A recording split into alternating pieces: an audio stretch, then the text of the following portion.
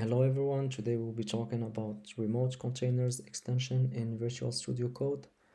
I am pretty sure other IDEs are offering similar extensions to have development containers running, but on this video we'll just focus on remote containers extension with VS Code. So excuse my English, I sometimes lose vocabulary, but it does the job, so let's try to keep this short and clear for everyone. So basically, remote containers is an extension that allows you to create Docker containers with all of the tool chain necessary for a specific project to run. So let's say you have a node project and you want to create a node environment within your computer instead of installing it in your local machine, and it will stay there forever, or at least until you uninstall it manually. Then you can just create configuration files for your remote container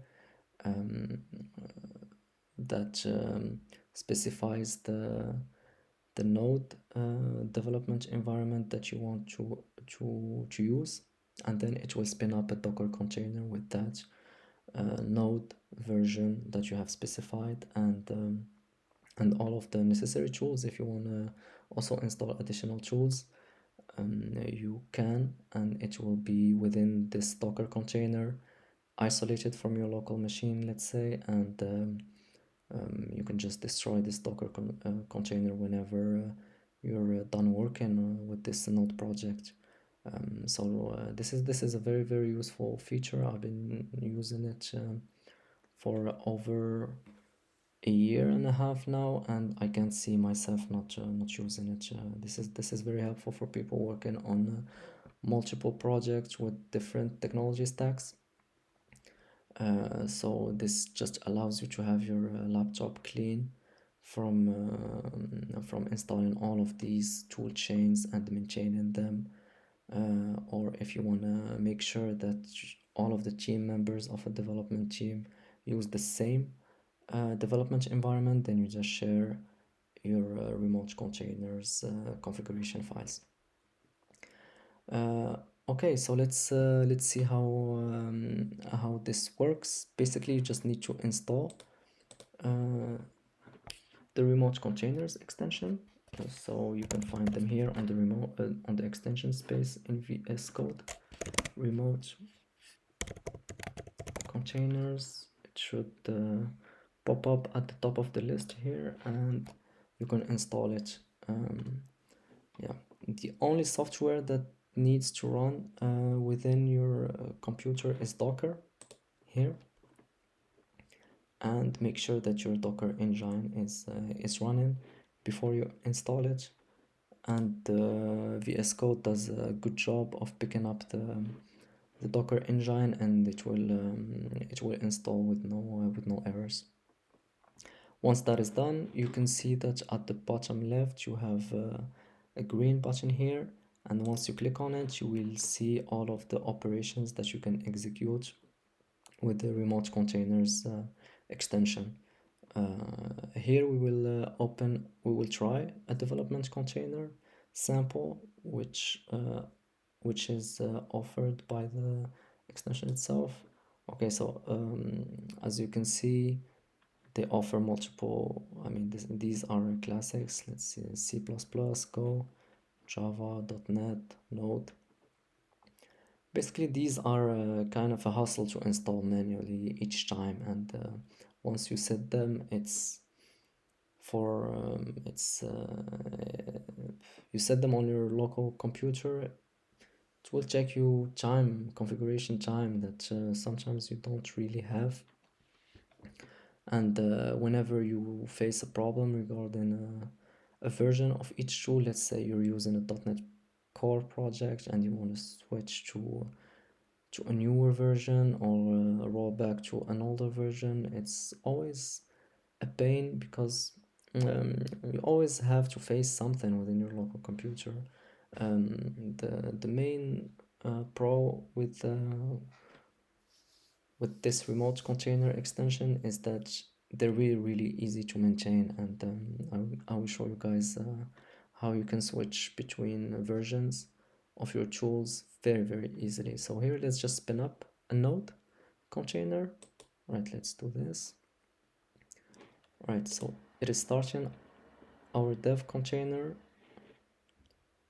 Okay, so it has picked up that some of the configurations have changed. So let's just, all right, we can ignore that for now, but we can rebuild it maybe in the future. Okay, so we have this node project, and if I go to my terminal here, just create a new terminal, it will open up a terminal within my development container, and all of the commands that I will be executing here will be within my development container. And my dev container contains all of the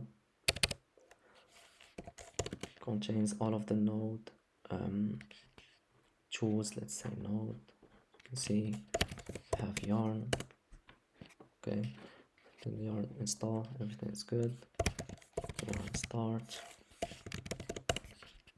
Okay, so it is running a local server here on the port 3000, and the extensions also does a good work on forwarding traffic from inside the container to my local computer, which means if I go here to the forwarded ports, I can see that there's a hello world server going on within the container, and it has been forwarded to my local machine. So if I open up a browser here, okay, I can see it here. So this is good for people doing API development or similar operations. If I go back to my terminal, I can kill the process here, and there's no more forwarded ports. Okay, so as you guys saw here, I have a whole node development environment without having to install anything on my local computer. And let's say the day I wanna work on another project with, I don't know, Python, for example, I can just say, okay, let's just try another one. I can just say add another development configuration files, and if I see all of the definitions, I will have like a whole list of all of the classic technology stacks right now. So I don't know if I have, let's say, if I am working on Azure Functions, for example, I have Azure Functions, and they also have like specific for each Azure function, like Azure Functions and C#, Azure Functions and Node, Python, these kind of things. Let's say I'm working on Terraform, for example. I have Azure Terraform, so it will install it as its CLI, and the Terraform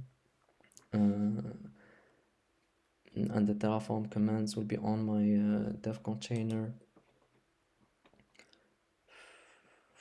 I mean, basically Dart for all of the Flutter people.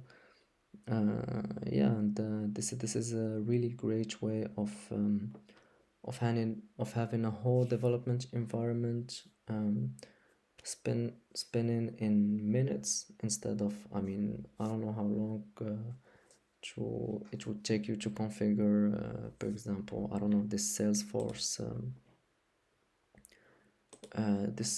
for example, development container. I didn't know they had Salesforce, but okay, now they have a lot. But yeah, it's a really great feature, and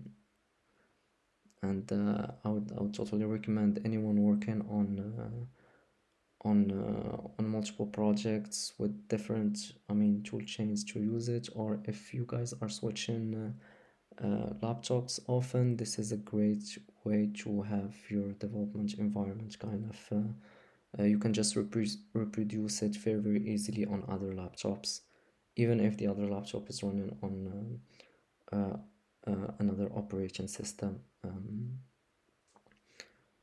So yeah, let's just close this remote connection for now. Oh, you can also see all of the open remote containers here. So you can see the one I'm using right now, which is the node one is running, and these other remote containers are not, but I'm using them for other projects.